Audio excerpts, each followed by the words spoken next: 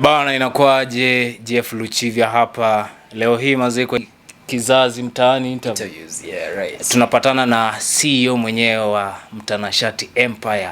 Nataka tujue safari yake mazee kutokea alivyoanza story ya muziki nini na nini. Leo atakuwa anatufahamisha. Karibu bro. Inakuaje bana? Unaniita rais wa Mtanashati, mkali wa pamba soko na hela, toto la mama Pamela Lando, mambo yente toka serikali ya Mtanashati, kitongoji cha Masharo baro bana. Karibu kwenye show leo bana. Nataka kupiga story na mwanangu hapa. Leo ananiuliza maswali ya kizushi ila tupo ngangari, au sio? Karibu bro. Asante sasa sana. Saimo B ni nani kwa ule mtu ambaye akufahamu? Saimo B ni nani? Saimo B ni kijana ambaye ana umri chini ya miaka 30. Tunaweza sema ni kisharo bado tukinyaa mwezi tu. Ni kijana ambaye amezaliwa gatuzi la Kakamega, eneo bunge la Lugari, gatuzi ndogo la Matete, kijiji ni Maungu. Mtoto wa pili kwenye familia, watu wawili maybe nikisema hivyo. Mtoto ambaye amefanikiwa kulelewa na bibi na babu, sababu nilimpoteza mzazi, baba mzazi nikiwa bado mchanga. Mama akawa ana bahati ya kusafiri kwenda ng'ambo nje ya Norway, so nikawa nalelewa na babu na bibi. Hivyo tu hadi kufikia sasa nishakuwa, sababu ni wao walinipatia malezi. Naam. Malezi pale ya bibi na babu kidogo inakuwaje? Ama like kuwa bila baba, kuwa na bila baba yani. Kiukweli wakati mwingi watu ambao hawajalelewa na wazazi wao, wazazi wale waliwazaa, changamoto zipo mingi. However much unaweza pata wale ambao wamekulea wameng'ang'ana kiasi fulani, lakini kuna vitu ambavyo maybe changamoto fulani utapitia katika maisha ambazo kiukweli zinaweza zikakuadhiri. Kuna wengine watakulea kwa njia ambayo pia haitakuadhiri, lakini kipercentage fulani kwa mtu ambaye hajalelewa na wazazi, kuna jinsi huwa anaadhirika ki negative way, but pia in a positive way pia inakuwa na impact fulani. Kwa mfano mimi nilipokuwa wakati nimelelewa na wao, kuna changamoto ambazo nimepitia mimi kama mtoto wa kiume, ambazo muda mwingi sikuangi na position za kuziongelea, ila muda mwingine na feel kuna upendo ambao nilimiss wale wazazi. Alafu given that pia tulikuwa watu wengi pale, yani it's an extended family, so ule mzazi ambaye alikuwa ananilea kunifikishia upendo sana ilikuwa ngumu wakati mwingine, ila nashukuru Mungu nikakubaliana na matokeo ambayo yametokea. Mwisho wa siku nipo na ngangana. Ndio maana siku hizi hadi watu wanaona na kuwa star kiasi hivi, sababu ya kujituma tu na kubali tu yanayotokea. Kwa hivyo ulikubali hali yako na imekujenga positively. Yeah, niliturn the negative side of it kuwa positivity. So wakati nilikuwa najiuliza, nimemkosa mama yuko ng'ambo, yuko mbali na mimi, baba ameaga, sasa nitafanyaje? So ni kukubali kwamba cha msingi kwanza ni ukubali. Ukishakubali, wakati unafanya mambo yako, hiyo inakupatia kama changamoto, unakuwa na moyo wa kiburi. Nasemanga mwisho wa siku mimi husema moyo wa kiburi, yani moyo ambao hauelewi kurudi nyuma, moyo ambao unajituma kila siku. So hizo changamoto zilifanya nikaweze kujituma sana kama mtoto wa kiume. Yeah. Na unavyoongelea baba inanipeleka mbele zaidi. Kuna wimbo ambao umeufanya, yani ni kama spoken word hivi. Yeah. Tunaweza uongelea kwa sasa, kwa maana najua inahusu mzazi wako wa kiume. Kabisa. Na wimbo unaosema naondoka, yani the title inaitwa Naondoka. Huo wimbo kiukweli ni wimbo ambayo watu wengi ukiusikiza wananiambia, dogo mbona hivi? Kumbe tunakujua kama mtu ambaye, yani unajua mimi na furaha siku zote. So watu ukiniona hawezi jua kwamba kuna changamoto ambazo nimepitia ama kuna magumu ambayo nimepitia. So huo wimbo umezungumzia zaidi yani maisha yangu yalivyokuwa. Nimetaja jinsi nimejaribu kujitia kitanzi mara siyopungua hata 5. Mimi kiukweli nimejaribu kujiwa mara siyopungua 5 sababu ya matatizo hapa kule. Lakini nikakuja kufahamu kwamba Mungu labda ana kusudi lake kwa nini zile suicide acts nilikuwa najaribu kufanya hazikuwa zinaenda through. Kumbe Mungu naye alikuwa anani prepare for something big. Alikuwa ananiambia, mwanangu, usikate tamaa. So huo wimbo nimemzungumzia maisha yangu yalivyokuwa, nilivyompoteza baba, mama alivyoondoka, alivyoenda nje ya mbali, nilivyokuwa na malezi makuzi niliyopata kwa bibi na babu, and the uncles around, the auntie, wale cousins na everything. Wimbo umezungumzia kila kitu, jinsi nilivyoenda shule, kupitia shule, kumaliza shule hadi kufikia wakati huu. Ni wimbo ambao umecover everything, every aspect ya life ya Simon B. Mimi imecover everything. Hata sio Simon B, nitasema ni wimbo ambao umecover maisha ya Simon Kuvali Shivatsa, my real names. Yeah. Okay. Yeah. Naam, kwa hivyo itabidi tuchimbe zaidi. Like baba aliondoka wakati upi na mama pia kasepa wakati upi kwa maisha yako, na venye imekuwa na changamoto upande wako? Kikweli baba kuondoka kwa baba kuaga, nilikuwa bado mchanga sana bro. Nilikuwa kama miaka karibia 2 hivi, nilikuwa na umri wa miaka 2 hivi. Baba alikuwa mtu mwenye ako kwa discipline forces, so naelewa mambo yao yanavyokwenda. So baba ameondoka nikiwa na umri wa miaka 2 hivi. Alafu mama siwezi jua vizuri mama wakati ameenda ugaibuni ilikuwa lini, yani alipoondoka kwa maisha yako. So niseme tu wakati baba ameaga kukawa na matatizo ya familia sana, unajua ugomvi wakati wa kifo kinaleta mambo mengi bro. So wakati baba ameondoka, mama hakuweza kukaa sababu kulikuwa na changamoto. Alikuwa from stories zile nasikiza, yani zile napewa naambiwa na watu ambao walikuwepo, walikuwa wananiambia mama hakuweza kukaa sababu familia labda kina baba haikumtaka vile, unaona. So ikabidi ameondoka mama. So toka wakati huo, yani mimi nikiwa nakuwa nilikuwa nadhani kwamba babu na bibi ndo baba na mama, ushanielewa. So wakati nafika tuseme darasa la 7 ndo nakuja kujua wakati nakaribia sasa kuregister for the exams za class 8 nakuja kugundua haya si wazazi wangu kumbe. Na wakati ule mimi akili zangu zinaniambia undo baba undo mama. So wakati ule nakuja kuregister, nikiangalia zile stakabadhi, zile birth certificate, naona majina yanayosoma pale si yale babu au bibi anatumia.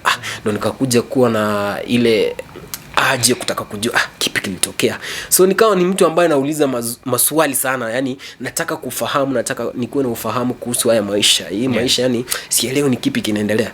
So wakati mimi nimejua ukweli, kikweli ilikuwa changamoto kwangu sana, ambayo mtu yote hangeweza kujua kwamba kuna changamoto nazopitia, sababu I was ever jovial, lakini kikweli kiundani ilikuwa inaniuma, ilikuwa inaniumiza sana. Lakini ndio hivyo tu, mwisho wa siku tunayakubali. Naam, kwa hivyo kuna yule mtu ambaye anapitia changamoto kama hiyo yako, ambaye pengine mzazi wake ameondokewa na pengine wazazi wote kwa wakati mmoja, mzazi mmoja, na anaona ni kama hawezi akatoboa kimfano, kimaisha, kielimu, kinini. Unaweza mwambiaje, kwa maana wewe umepitia like first hand, umeifeel? True. Kuna watu ambao wanapitia hizo changamoto, wanakuwa na moyo kuvunjika, wanasema siwezi. Ila kitu moja naweza taka kuambia, niangalie mimi kama Simon ni mtu ambaye ametoka kule kijijini na anatesa mjini. Ushanielewa? Mimi changamoto nilizopitia nilizigeuza kuwa yani stepping stone. Ushanielewa? So naweza ambia mtu yeyote ambaye ako pale nje, wakati unapitia changamoto usikuwa na moyo unaweza vunjika. Wewe focus on something you want. Set up your goals in life, and then useme hichi ndo kitu unachotaka kwenye maisha. Wakati unasema hichi ndo unachotaka kwenye maisha, itakupatia ile motivation. Ukiamka asubuhi ukipitia changamoto unasema hapana, lakini lazima nitimize ndoto zangu. Alafu kukiwepo na watu ambao unaona ni kama wanakufanya vibaya, wakutendei haki, kuwa na ile changamoto kutaka kuonyesha however much mnanifanya hiki na kile, lakini mtajua pia mimi na favor ya God. Mimi kufikia hapa nikawa kama mwanamuziki ambaye pia anasukuma sana. Alafu pia kuja hadi nafungua studio zangu na kuwa na Mtanashati Empire Studios, kitu ambayo kwamba ni kama recording label. Ni changamoto zile nilizopitia ndo zimenipatia hiyo motisha kusema wacha nijisukume, sababu unajifeel I'm alone in this one. So I have to fight however much napitia changamoto, I have to fight extra sana. Na neka yani ndugu neka nguvu mingi sana. Alafu na swali sana, na muomba Mungu ananipatia mawazo jinsi ya kuyatackle hayo yote. Naam. Kwa hivyo tutaongelea kidogo masomo yako, masomo hivi umefika wapi? Kiukweli mimi ni kijana ambaye nilijaliwa kuwa na akili, however much kulikuwa na changamoto za masomo pia, lakini ni kijana ambaye Mungu alinisaidia nikawa na akili sana. Nilisoma shule ya msingi ya Maungu pale, nikaingia chuo inaitwaje, kidato, nikaingia pale Mavusi. I think we were at the same school bro, if I'm not wrong, yeah. So nilipotoka pale, lakini usiseme tulikuwa kidato kimoja. Tuko kidato kimoja ila ulikuwa mbele yangu darasa moja, sio? So nikasoma pale. Nilipomaliza pale nilifanikiwa kujiunga na chuo kikuu cha Zitech, nikafanya masuala ya utangazaji. Nilipotoka pale nika join the East African University. Hiyo chuo nilika semester 2 bro. Semester 2 tu, alafu nikatoka nikaenda chuo kikuu cha Moi. Nikaenda wakati ule nikitoka Zitech, nilipomalizana mambo ya utangazaji nini, masuala ya utangazaji, nikaingia pale Moi University, nikaingia mambo ya criminology and criminal justice system, hivyo tu. Nikangangana tu hadi nikamaliza. Wewe ni baadhi ya wale ambao wakimaliza hivyo walifanikiwa kupata kazi ama ulingangana kidogo? Hustle ni kawaida, manake unajua kama una big fish there's no way you can go kama uja hustle man. So nilipotoka chuo kikuu nakumbuka vizuri, nilikuwa pale Eldoret, place inaitwa Huruma. Nilikuwa nakaa mtaa unaitwa Roadblock. So nilikuwa nakaa Roadblock, Rodi pale. Sasa hadi chuo nilikuwa nasoma satellite branch ya Moi University, nilikuwa pale Roadblock. So nilipomaliza shule nilikuwa na kakangu mmoja alikuwa anakaa pale Huruma. So muda mwingi nilikuwa naenda kumcheki, sababu yeye alikuwa ashamaliza chuo, alikuwa na kazi fulani alikuwa anafanya ndani ya town ya Eldoret. So nilikuwa naenda kumcheki kila siku. Nikawa na zile za mbona sasa mimi nakaa tu, mwanangu, sasa hali ya maisha pia, nafaa kurekodi muziki, nafaa kufanya kipi, na watoto wa kike pia wananiangalia, mtoto wa kike ananiangalia bana, naona watu wengine wanajishauza tu na watoto wao. Sana nikasema acha niingie hustle bro. Mimi nilikuwa napandisha kwenye malori bana, nilikuwa naenda hadi Busia kule boda bana, tunabeba mchanga na lori. Mimi hustle mawe hii ya 9 bana, nilikuwa 9 hivi nilivyokonda hivi bro, sioni misuli. Ila ni kazi ambayo serious, ni kazi ambayo nilikuwa nafanya. Boss wangu alikuwa anaitwa Kiguro, if I'm not wrong, siwezi wasahau wale wote, walikuwa inspiration sana. Hadi alikuwa ananiona hivi, ananiuliza, kijana utaweza hii kazi? Niko na wewe niamini tu, mimi ni mluya bana, na nguvu. Hapo machuna ni mimi mdogo lakini na nguvu. So bro, ni kazi ambayo nilifanya kwa muda. Nilivokaa sana nikasema mbona nisirudi Nairobi? Nairobi niko na marafiki sana, Nairobi nilikuwa nakaa sana, kuna watoto wengine na wajua wamekaa huko na hawajasoma lakini wanatusua kimaisha. Nikajiuliza mbona mimi nisirudi Nairobi? Nikafungasha tu zangu nikarudi Nairobi. Nilipofika Nairobi, kakangu, siku ya wiki la kwanza nilipofika Nairobi, ndo nilikumbuka kwamba hii maombi mimi huomba, sababu mimi nilikuwa naomba kila saa 9 usiku, nilikuwa naamka kuomba Mungu. Namwambia Mungu nimesoma na stakabadhi zangu, na certificates na nini, so nisaidie tu nipate kazi pia, sababu pia kingoma naye pia nilikuwa nimeanza kuvuma, sababu nakumbuka nilikuwa nimeanza kupata interviews za radios, TVs. So people were like, msee mbona tunashinda tunamwona kwenye TV, tunamwona kwenye radio anafanya interviews ila hajatusua. So ilikuwa inanipatia changamoto pia nikiwa pale kazini, yani sina amani kabisa. Sababu marafiki wakija. Kwa hivyo ulikuja ukapata kazi Nairobi? Nikija Nairobi nikapata kazi bro. Nilipata kazi ambayo imekuwa ikinilipa vizuri sana, ndo kazi ambayo imenisaidia hadi mimi kutimiza ndoto zangu ambazo nimekuwa nazo, na ni kazi ambayo inazidi kunifanya yani niweze kufikia malengo yangu.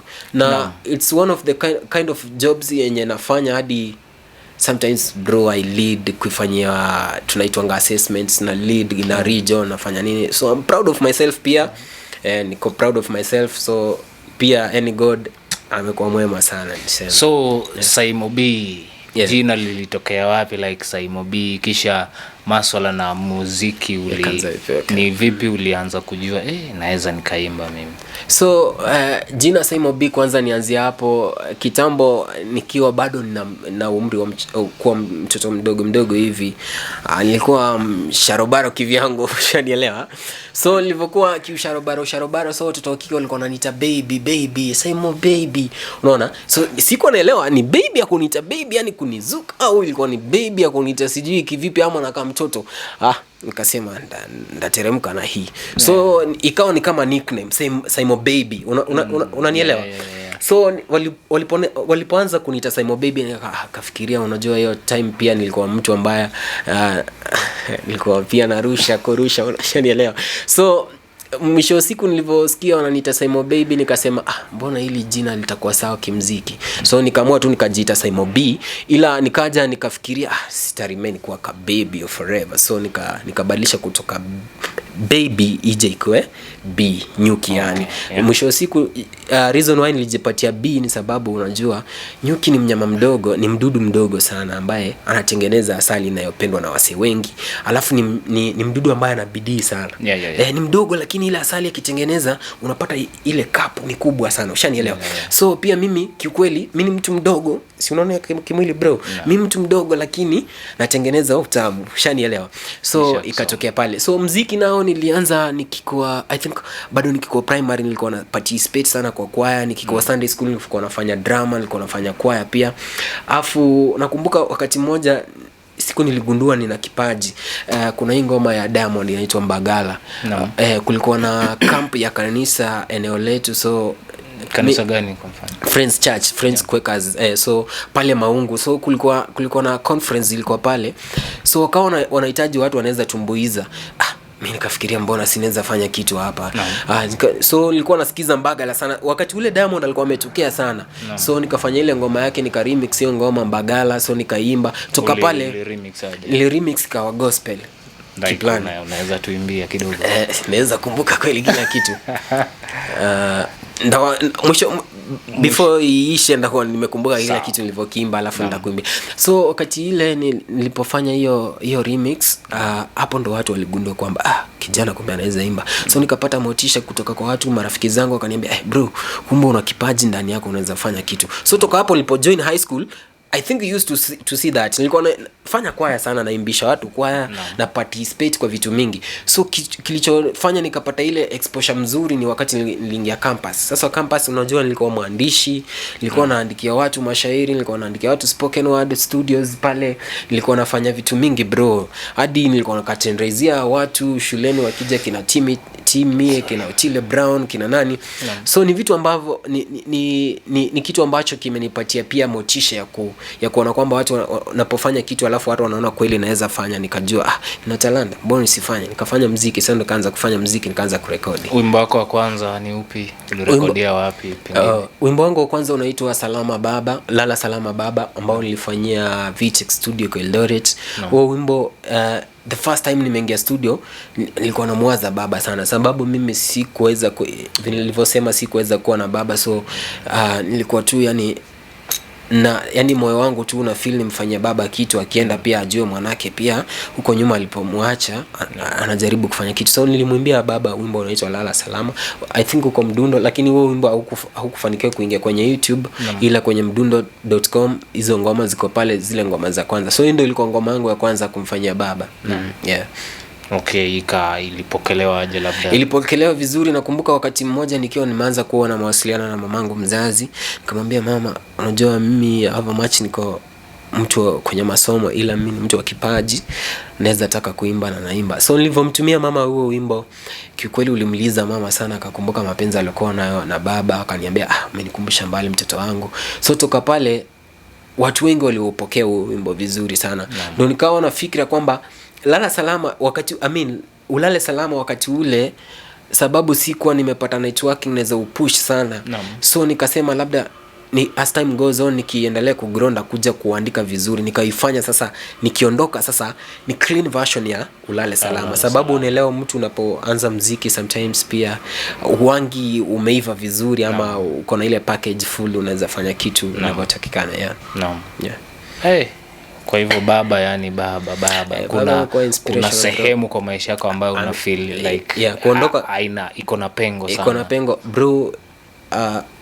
Kwa mtoto wa kiume pia, yani unapokuwa katika mazingira ambayo kwamba una feel maybe umedharauliwa ama yani haupati kile kitu unachotaka, unakuwa na changamoto mingi sana. Unlike unajua mimi ufeel mtoto wa kike, unajua anaweza kosa upendo huku kwa wazazi ama, ila anaweza mpata mtu wa kiume ambaye atampenda.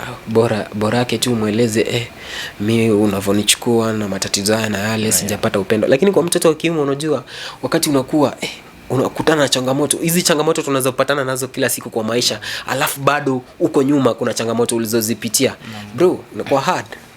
Inakuwa ngumu sana. Sasa unavyoniambia ni kwamba ukiwa bado ni shule ya msingi ulikuwa ushaanza kujua mambo ya kuimba nini ukaona uko na talanta. Na ninavyoelewa ni kwamba talanta inakuja na fame inakuja na mambo ku attract especially watoto wa kike. Uliwezaje kudeal na hiyo wakati ule? Changamoto zile mwanangu nakwambia pale changamoto ama ulichukulia ni kama ambaye yani umesaviwa chakula sasa? Kikweli sijinda kuelezaje, ila wakati unachokisema ni kweli.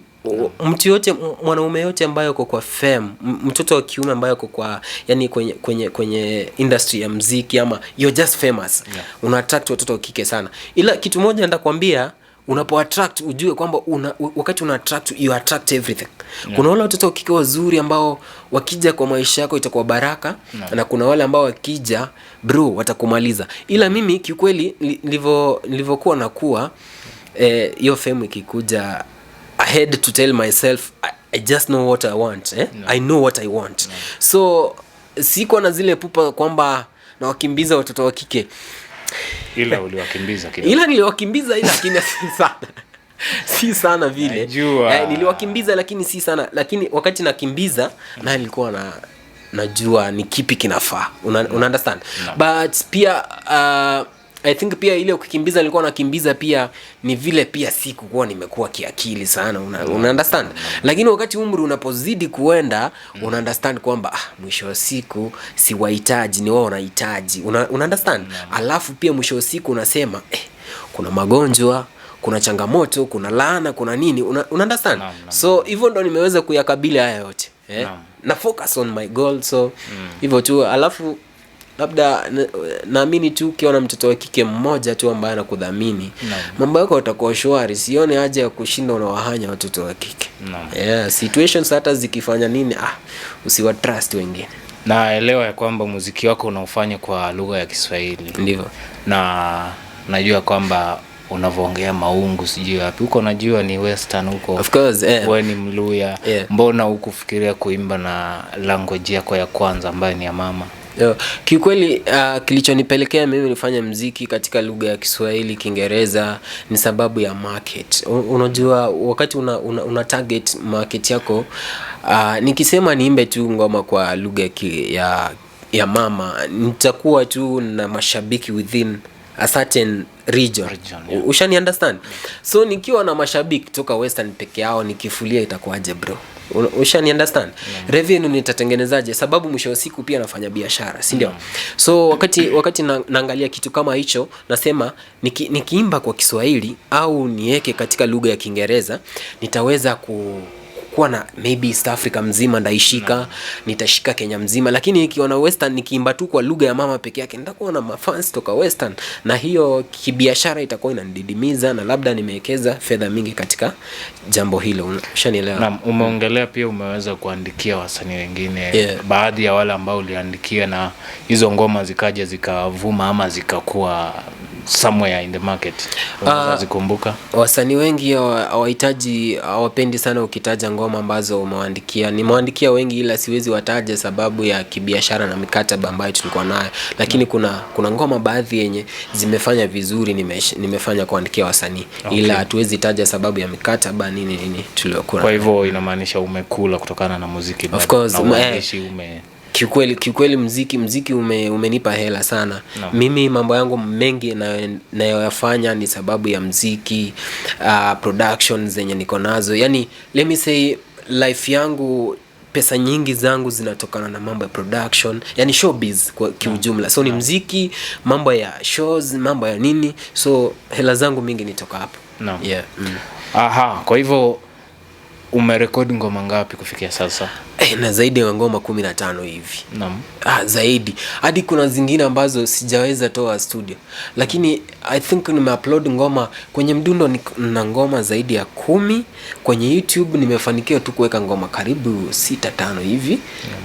But na the whole album ambayo tuna shoot videos every time. Like, muda wa kuizitoa ukifikia, nitaziweka kwenye YouTube, watu wataziona. Ila nimerekodi ngoma zaidi ya nisema hata si 15. Na ngoma mingi bro, na ngoma mingi sana. Kila msanii huwa kuna mtu ambaye anamwangalia kabisa, nataka kuwa kama yule mtu fulani. Nani locally alikuinspire locally? Wakati nilikuwa naanza muziki kipindi hicho, Willy Paul alikuwa anafanya vizuri sana. Unaona, mtu aliyeleta bongo, gospel bongo ni Willy Paul. Wakati ule hata nikikuwa chuo, Willy Paul alikuwa ni msanii ambaye alikuwa anajisukuma. Wakati ule nilikuwa natengeneza hadi hairstyle kama yeye. Yani alikuwa role model, like nilikuwa na copy paste everything kwa Willy Paul. Willy Paul alikuwa na inspire wakati ule. Alafu mwili pia wakati ule mlikuwa mnalingana. Tulikuwa tunalingana bana, akipiga mavazi na yatafuta na yapiga. Hadi nikawa na rafiki yake wa karibu sana. Yani alikuwa ananiambia, Poze anaenda kufanya kitu hichi. Alafu pia mimi najaribu kufanya hicho kitu ambacho Poze anafanya. Poze alikuwa inspirational sana. Na kiukweli ule msee, na si kwamba naongea sababu namtetea, ule msee ni super talented, super talented vibaya sana, kitu ambacho watu hawaelewi. Poze alikuwa ana inspire. So locally Poze alikuwa ana inspire vibaya sana. Kenda East Africa, si unamjua nani? Mondi. Yani Mondi, unajua mimi na emulate vitu mingi toka kwa Mondi, sababu Mondi ni mtu ambaye unampatia opportunity, anavuka naye haachi hata. So Chibu mimi kikweli mimi ameni-inspire, sababu ukiangalia the way ametoka, yani hata lifestyle yake na yangu, life history yake na yangu hamna utofauti mkubwa sana. So ni mtu ambaye ameninspire. So mimi East Africa naangalia sana Diamond. Diamond ni mtu ambaye anaelewa kibiashara. Hapo macho unakuta watu wanamchukia Diamond, wanasema sijui Diamond mara hili mara lile, lakini Diamond ni mtu anayeelewa muziki ni nini, kibiashara anaelewa ni kipi. So nakuwa inspired sana na Diamond. Naam. Na la kizushi hili. Uliza. Mahusiano vipi? Kaka, mambo mazito haya. Mahusiano vipi? Una mtu ama niambie wanangu watume kwenye DM wazame hapa. Wale wanaofeel wanaweza tuma DM, katumeni basi. Ila kikweli kuna muda nilikuwa naweka mahusiano yangu wazi, ila siku hizi sipendi kuweka mahusiano wazi. So watenda keep gazing tu, wajue either niko kwa relationship ama siko kwa relationship, hivyo tu bro. Ila siku hizi sipendi kuweka mambo ya mapenzi wazi, sababu kidogo yanazingua tu. Kwa hivyo muziki umeufuatilia, naelewa ya kwamba kuna kitu kinaitwa Mtanashati Empire Studios. Unaweza tuelezea kidogo kuhusu Mtanashati Empire? Mtanashati Empire. Na mbona Mtanashati? Okay. So Mtanashati Empire Studios ni kitu ambacho ni dream ambayo nilikuwa nayo toka utotoni. Wakati nilianza muziki tu, nilikuwa naenda studio, sometimes unakosa hela za kurekodi studio. So ukienda pale una feel like nafanya kipi ndo sasa hizi changamoto za pesa niepuke. So nikaja na idea ya kukuwa na Mtanashati Empire Studios. Na hii Mtanashati Empire Studios kwa sasa tumeanza na production ya videos. Production ya videos, sababu nilifeel hela kufanya hela kushoot video bro ni hela nyingi sana. Kama uno equipments ni hela nyingi, na hizo ndo changamoto pia wasanii wanapata. Recording, yani tuseme tu recording process ya muziki tu ni kitu very expensive. So nikaamua kwamba ndakuja na Mtanashati Empire Studios ambaye ni label ya kwangu. Inaniita baba. I'm proud of that by the way. Nilikuwa inspired na changamoto za kutopata hela za kurekodi, za kushoot video. So ndo nikakuja na Mtanashati Empire Studios ambaye ina entail kushoot videos, tunashootia wasanii, tunashootia content creators, tunatengeneza interviews za kwetu pia sisi wenyewe. Alafu pia tunakama hapa na studio ambaye itakuwa ni recording studio ya sound peke yake. Alafu pia tunakama hapa na podcast, vitu mingi sana. Kuna cloth line ndani ya hiyo Mtanashati Empire Classics, tuna modeling agents pia ndani ya hiyo, wasanii wakitaka models nini wenye tuko nao hapo ndani. Hata designer wako ndani, kila mtu. Mimi mwenyewe designer pia. So niko umo ndani. So Mtanashati Empire, it's a whole package ya production company ambayo kwamba inaendelea kukua kwa kasi sana. Namshukuru Mungu sana na kila mtu ambaye ananishika mkono na kuninspire sana kila siku. Mimi nashukuru sana. Na naamini kwamba as time goes on tutaanza kuwasaini wasanii, tutaweza kuwasaini wasanii na watu wengi sana. Na naamini pia itafungua ile tuseme ni employment opportunities kwa vijana ambao wako talented hapa nje. Sure. Kwa hivyo inakuja kusuluhisha ile changamoto ya msanii, kuna mtu ana talanta na hana uwezo wa kifedha wa kwenda studio. Kwa hivyo unaniambia, nataka kujua, mama umesema yuko nje na mchango wake kwa maisha yako labda ni upi, na haswa kwa safari yako ya muziki? Neza taka kwanza kumshukuru mam place yote yako. Mimi nampenda sana mamangu, sababu mamangu yani amekuwa kielelezo kikubwa sana kwa maisha yangu manze. From the time nimeanza ku keep in touch with my mom, school fees yangu yatoka campus. Mimi nikiingia campus sikuwa nasoma na HELB. Mama alikuwa analipa school fees. These 3 universities nimekuwa Ziteka, the East African University na Moi University, ni mama amekuwa akinilipia school fees. Katika ile harakati ya kunilipia school fees, wakati nimemtumia ile wimbo ya Salama, Ulale Salama ya baba, mama akafila, kiukweli kama mwanangu umeimba wimbo hadi umeniliza, unaweza nipatia yani nipatia zile fikra ama mawazo kisengere nyuma wakati nilikuwa na babako, inamaanisha una kitu ambacho mimi naweza taka sana kukilea. So wakati huo wote mama alikuwa ananisponsor sana sometimes kuingia studio. So nikimwambia mam, kuna video yangu ya Nyota, hiyo video iko YouTube, na ni wimbo ambao ulinitambulisha bro, ukanipatia kuenda kufahamu wase wengi, kunetwork na watu wengi, sababu huo wimbo wakati ule niliutoa ulienda sana. So huo wimbo mamangu ndo alisimamia kila kitu, acha nikwambie. Hicho ni kitu ambacho watu wafahamu. Kwenye production ya audio nilijisimamia mimi, lakini kwa masuala ya video sababu nakumbuka hiyo video tulifanyia kule Central Kenya. So ni mama alikuwa anasimamia kwenda kurudi hoteli, sehemu, location, pesa za director nini kila kitu, yani budget mzima ni mama alikuwa anashughulikia. So toka pale mama amekuwa akiniambia, mwanangu endelea tu kuzidi, haya mambo yatajipa siku moja. Na kiukweli it has been a very very very, yani kwangu imekuwa very easy nikiwa na mama, imekuwa very easy mimi kumanuva vitu kwenye muziki. Hadi hizi registrations za CMOs za muziki ni mama alikuwa ananisaidia registrations nini. Alafu unajua yeye ni mwanamke ambaye anadhamini sana masomo, so anaelewa mambo mengi sana. So yeye kwa ugaibuni pia imenisaidia mimi, na mimi ndazidi kumwombea mamangu, Mungu azidi kumlinda, azidi kumpa maarifa, akili, na mfungulia njia zaidi na zaidi sana katika maisha yake. Pia umeniambia kuwa umeweza kucurtain raise wasanii baadhi yao, na pengine zilikuwa ni stage gani? Mostly wakati nilikuwa campus nakumbuka vizuri sana, I was very good curtain raiser. Nishai curtain raise Otile Brown, nishai curtain raise kwa mfano Moi University, nikawa na curtain raise pia Timi.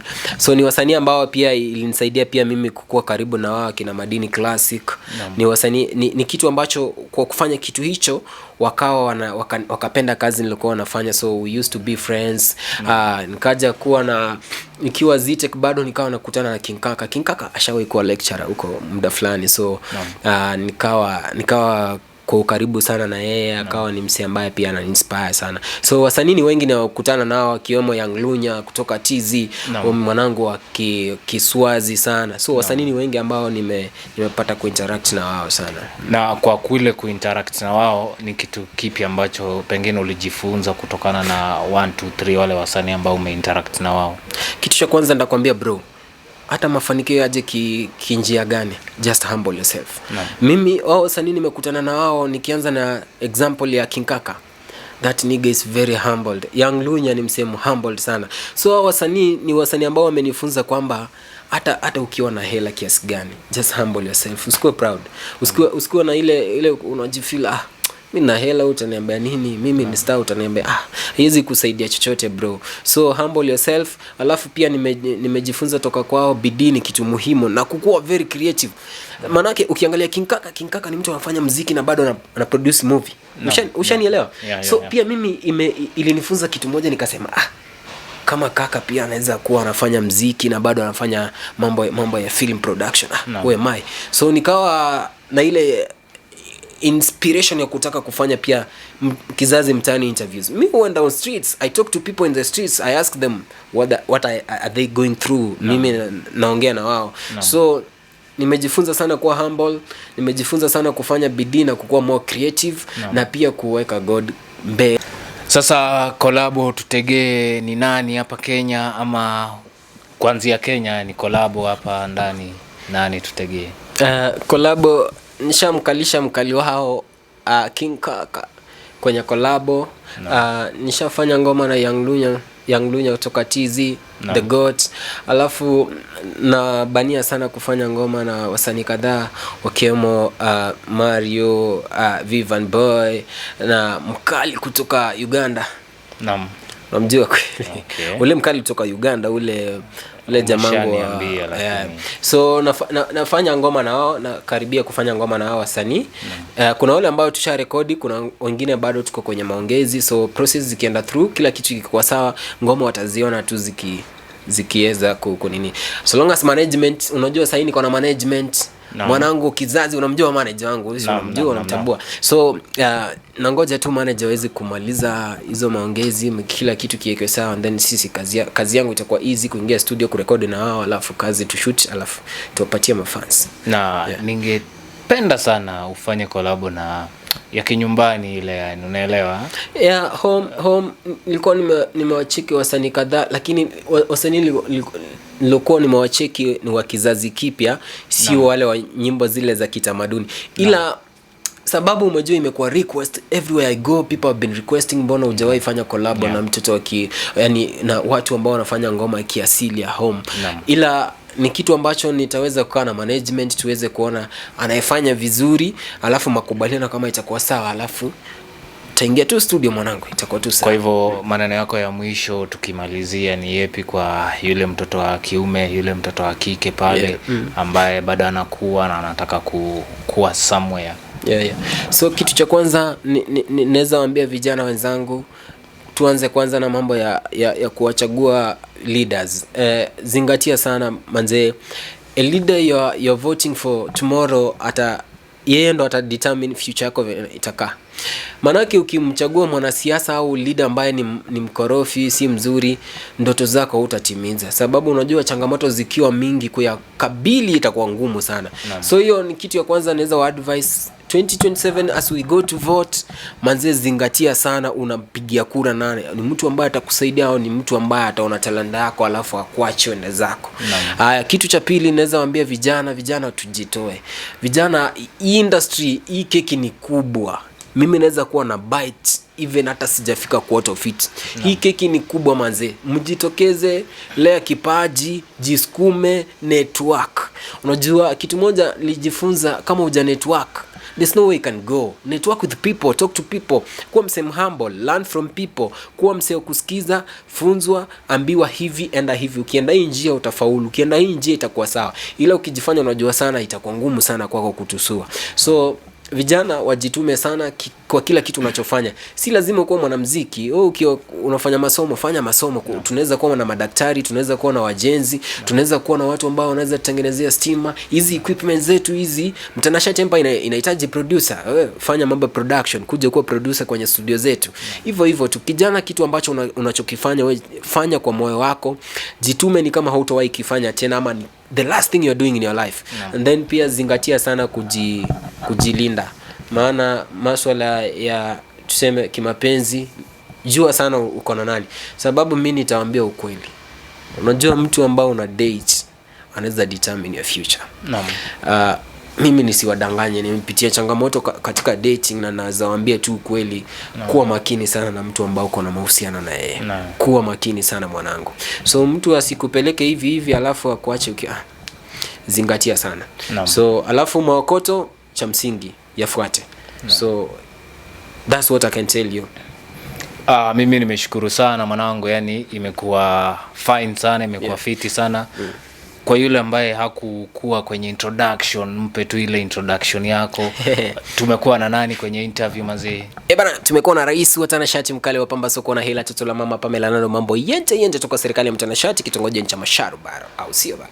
Ni sawa. Peace. Jeff Luchivi angalia kwenye YouTube pale, alafu pia kwenye Saimo B Music.